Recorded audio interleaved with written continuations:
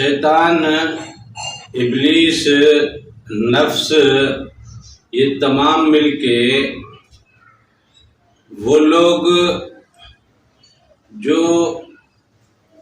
اللہ کے راستے سے ہٹ گئے اور اس کے حبیب کے بتائے ہوئے راستے سے ہٹ گئے، ان کو، ایسے لوگوں کو ان لوگوں کے ساتھ جھگڑے میں لگا کے رکھتے ہیں، کسی نہ کسی فساد میں لگا کے رکھتے ہیں، جو اللہ اور اس کے حبیب کے راستے پہ آ گئے ہیں۔ اور راستے کا مقصد پہلے بھی آپ کو بتایا تھا کہ وہ راستہ جو نور کا راستہ ہے، وہ راستہ جو قلب کا راستہ ہے، وہ راستہ جو قلب سے روح کی طرف جاتا ہے، وہ راستہ جو روح سے پھر اوپر اپنے عالمین کی طرف سفر کرتا ہے، جو اس راستے پہ آ گئے ہیں، جو اس کام میں لگ گئے ہیں، جو اس دولت سے آراستہ ہو گئے ہیں، ایسے لوگوں کو ان لوگوں کے ذریعے پریشان کرنا اور جھگڑے فساد میں لگانے کی کوشش کرنا، یہ ابلیس کا کام ہے، یہ نفس کا کام ہے۔ پھر جب وہ دوسرے لوگ جو نفس کے غلام ہیں اور ابلیس کے ہتھے چڑھے ہوئے ہیں، وہ ایسے لوگوں سے لڑتے ہیں، تو آخر لڑائی میں کسی نہ کسی وجہ سے یہ لوگ بھی بلاخر اس کو آگے سے رپلائی کرتے ہیں۔ جھگڑے کا رپلائی جھگڑے سے جب اٹھتا ہے تو یوں فساد اور انتشار کا ماحول پیدا ہوتا ہے، اور یہ ماحول جب خاندانوں میں پیدا ہوتا ہے، قوموں میں اور برادریوں میں پیدا ہوتا ہے، جب یہ گاؤں گوٹھ میں یا کمیونٹی کے دوسرے اسٹیجز میں یہ ماحول پیدا ہوتا ہے، تو پھر اس کو فارورڈ کیا جاتا ہے اس پلیٹ فارم کی طرف جہاں پہ اس کو سلجھایا جا سکے۔ اب سلجھائے جا سکنے والا جو معاملہ ہے وہ تو وہی لوگ سلجھائیں گے نا جو اللہ اور رسول کے بتائے ہوئے اصولوں اور اسلوب پہ زندگی جی رہے ہیں، جو اللہ کے اور اس کے حبیب کے بتائے ہوئے طریقے کے مطابق اپنے قلوب کو بیدار کر چکے ہیں، اور ان کے قلوب ان کے روحوں کو بیدار کر چکے ہیں، اور ان کی روحیں وہ پھر اپنی اصل منزل کی طرف، اصل معراج کی طرف، اصل انوار کی طرف ان کی پرواز ہے، وہ اللہ کی خلافت کی ڈیوٹیوں میں لگے ہوئے ہیں۔ ایسے لوگ اگر اصلاح میں اپنا کام انجام دیں تو یہ معاملہ بہت جلدی سلجھ بھی جاتا ہے اور خیر سگالی اور امن و امان قائم ہو جاتا ہے۔ لیکن اگر یہ معاملہ سلجھاؤ کے لیے ان لوگوں کی طرف چلا جائے جو لوگ پہلے سے ہی ابلیس کے ہتھے چڑھے ہوئے ہیں، جو پہلے سے ہی نفس کے ہتھے چڑھے ہوئے ہیں، جو پہلے سے انانیت کے ہتھے چڑھے ہوئے ہیں، جو پہلے سے اپنی ذات کے خول میں، اپنی ذات کے اس دائرے میں اپنے آپ کو سب سے طاقتور اور سب سے محترم اور سب سے بہتر اور سب سے بلند و بالا سمجھتے ہیں، اور جو سمجھتے ہیں کہ یہ سرداری میری ہے اور اس سرداری کا حقدار میں ہی ہوں، لہذا میں ہی اس کا فیصلہ کروں گا، تو یہ میں کیا کا مزاج جو ہے، یہ میں کا جو مزاج ہے، یہ تو ابلیس کا اور نفس کا ہے۔ تو نفس کے اور ابلیس کے پیروکاروں کے پاس اگر یہ فیصلہ جاتا ہے تو یہ فساد پہ، اس فساد کو وہ امن اور آتشی میں، صلح اور بھائی چارے میں اور محبت میں لا کے ختم نہیں کرتے، بلکہ اس کے کچھ اور معاملے اور مزید کچھ فسادات جو ہے وہ جنم لیتے ہیں۔ ایسے میں اکثر ہوتا یہ ہے کہ چھوٹے قبیلے والے کبھی دوسرے قبیلے سے لڑنے کی طاقت نہیں رکھتے، لیکن وہ جو کمیونٹی میں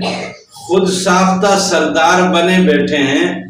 وہ لوگوں کو اس چیز پہ آمادہ کرتے ہیں اور ان کو اس چیز پہ لگا دیتے ہیں کہ دیکھو تمہارے ساتھ ناانصافی ہو رہی ہے،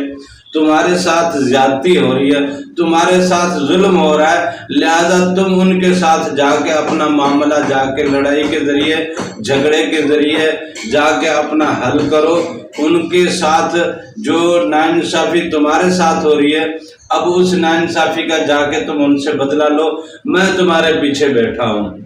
اس طرح اب ماحول میں یہ پروان چڑھتا جا رہا ہے کہ اصل فساد کی جڑ اگر ہم سوچیں اور ڈھونڈیں تو وہ سرداروں کے پاس اور گدی نشینوں کے پاس سے جا کے ملتی ہے۔ جیسے ہمارے علماء کرام میں مسالکی جنگ اتنی ہے، عام مسلمان مسلک کی تعلیم نہیں رکھتا، عام مسلمان ایک شریعت کے اس پیرائے کو اس انداز سے جانتا ہی نہیں ہے جو شریعت نے حقیقت میں ہمارے لیے مختص کیا ہے۔ تو ایسے عام مسلمان کو جھگڑے میں اور فساد میں وہ علماء کرام ڈالتے ہیں جو شریعت سے واقف ہیں، شریعت کے رستوں سے واقف ہیں اور شریعت کے معاملات سے وابستہ ہیں۔ دراصل یہ ہیں تو ابلیس کے غلام جو بظاہر عالم دین اور مفتی بن کے بیٹھے ہیں، وہ شریعت کے اس پیرہن کو استعمال کرتے ہوئے لوگوں کو دین کے نام پہ لا کے اکٹھا کر کے اور دین کے لیے لڑنے کی تعلیم اور تربیت اور اکساو دیتے ہیں، جو کہ بظاہر ہے تو ابلیس کی اپنی ذاتی لڑائی،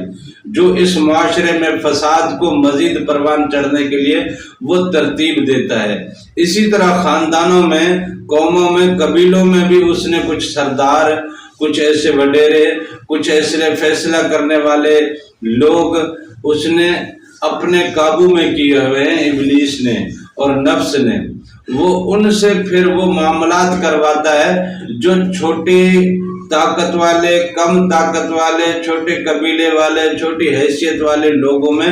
وہ بیسیکلی اتنی قوت اور طاقت نہیں ہوتی، لیکن وہ اس کی شے پہ، اس سردار کی شے پہ وہ جھگڑے کرتے ہیں، وہ معاملات کرتے ہیں اور معاشرے میں انتشار کا اور فساد کا ماحول پیدا کر کے رکھتے ہیں، جس سے خون خرابہ ہوتا ہے، ماؤں کی گودیں اجڑتی ہیں، عورتیں بیوہ ہوتی ہیں، بچے مسکین ہوتے ہیں، بے روزگاری بڑھتی ہے، تنگی بڑھتی ہے، ترشی بڑھتی ہے، غصہ بڑھتا ہے، نفرت بڑھتی ہے، معاشرے میں بگاڑ مزید بڑھتا جاتا ہے۔ یہ حقیقت میں پیروکار تو ابلیس کے ہیں، یہ حقیقت میں پیروکار اپنے نفس کے ہیں، اور نفس کی اور ابلیس کی ہدایات پہ اور ان کے مزاج کو اور ان کے احکامات کو اور ان کی تمنا کو اور ابلیس کی خواہش کو پورا کرنے کے لیے، نفس کی اس خواہش کو اور تسکین کو پورا کرنے کے لیے، اپنی انانیت کے بت کو مزید بڑا کرنے کے لیے وہ ایسے فسادات کو خود ساختہ طور پہ مزید جنم دیتے ہیں اور پروان چڑھاتے ہیں۔ یوں پھر خاندانی جھگڑے جب بڑھ جاتے ہیں تو پھر ان کے فیصلے بھی وہ خود اپنے پاس رکھواتے ہیں، اور ان فیصلوں میں بھی وہ انداز وہی اپناتے ہیں جو ظلم کا ہے، زیادتی کا ہے، ناانصافی کا ہے، اور جس میں محبت اور اخوت اور رواداری، امن اور آتشی کا کوئی سلسلہ نہیں ہوتا۔ اسی وجہ سے ہمارے معاشرے میں آج ہم دیکھیں تو ہر طرف نفرتیں ہیں، ہر طرف فساد ہیں، ہر طرف معاملات بگڑتے جا رہے ہیں، قومیں، قبیلے آپس میں الجھاؤ کا شکار ہوتے جا رہے ہیں۔ شہری زندگی میں ہم شہری لوگوں کو دیکھیں، دیہی زندگی میں ہم دیہی لوگوں کو دیکھیں، وہ اپنے معاشرتی معاملات میں بھی الجھاؤ کا شکار ہے اور فساد کا شکار ہے، اس طرح وہ حکومتی معاملات میں بھی الجھاؤ کا شکار ہے اور انتشار کا شکار ہے اور بغاوتوں کا شکار ہے۔ یوں حکومتی نمائندے بھی پھر اس انتشار کا حصہ بنے ہوئے ہیں۔ یوں معاشرہ پورا ایک عجیب جہنم کا ایک شمع پیدا کر رہا ہے، ایک عجیب الاؤ ہے جو اس میں بھڑکا ہوا ہے، اور یہ سارا کچھ ابلیس کا اور نفس کا کھیل ہے، جس میں یہ ہمارے سردار لوگ اپنے انا کو مزید قوت دینے کے لیے یہ اس طرح کے معاملات کرتے ہیں۔ تو لہذا اللہ تعالیٰ کے احکامات اور اس کے حبیب کے احکامات واضح ہیں، فقیروں کی تعلیم اس میں واضح ہے کہ اللہ کے ذکر میں اپنی ذات کو فنا کرو، سامنے والا بھی اللہ کا ہی بندہ ہے، اگر اس نے کوئی زیادتی کر بھی دی ہے تو تم اللہ کی رضا کی خاطر، اللہ کی خوشی کی خاطر، اس کے حبیب کی رضا کی خاطر، کیونکہ یہ بھی تو اسی کے حبیب کا ہی امتی ہے، اس حبیب کی نسبت کو سامنے رکھتے ہوئے، اس مالک کی نسبت کو سامنے رکھتے ہوئے اگر تم ٹھہراؤ کا اور برداشت کا اور درگزر کا معاملہ کرتے ہو تو یہ حقیقت میں اللہ کا رنگ اپناتے ہو، اللہ کے حبیب کا رنگ اپناتے ہو۔ اللہ اور حبیب کا رنگ اپنانے سے تمہارے اوپر ہونے والی زیادتی سے بھی تمہیں نقصان نہیں ہونے لگا، تمہیں آگے چل کے کوئی نہ کوئی فائدہ ہی ملے گا۔ لیکن یہ تعلیم دیتے نہیں ہیں، اس طرح کی تربیت دیتے نہیں ہیں، اور اس طرح کا ماحول کریٹ نہیں کرتے، اور اس طرح کے ماحول اگر کہیں تیار ہو بھی رہے ہوتے ہیں تو یہ اس سے بھی لوگوں کو متنفر کر کے دور کرنے کی کوشش کرتے ہیں۔ یوں معاشرہ بگاڑ کا گھر بنتا جا رہا ہے، اور ہماری کوشش تو یہ ہے کہ یہ معاشرہ امن و آتشی کے گہوارہ بنے، یہ معاشرہ امن و محبت کا گہوارہ بنے، یہ بھائی چارے کا گہوارہ بنے، اللہ کے حبیب کے اصولوں کا گہوارہ بنے، اور اللہ کی رضا کے انداز میں زندگی جینے کا فن سیکھے، اور اللہ کے حبیب کی رضا کے انداز کا فن سیکھے۔